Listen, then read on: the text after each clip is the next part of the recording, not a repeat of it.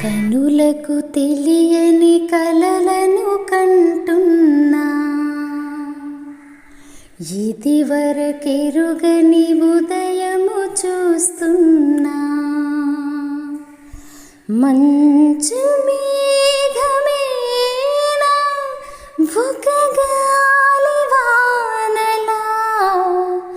Madine తాకిలోన మాయేదో చేస్తున్నదే.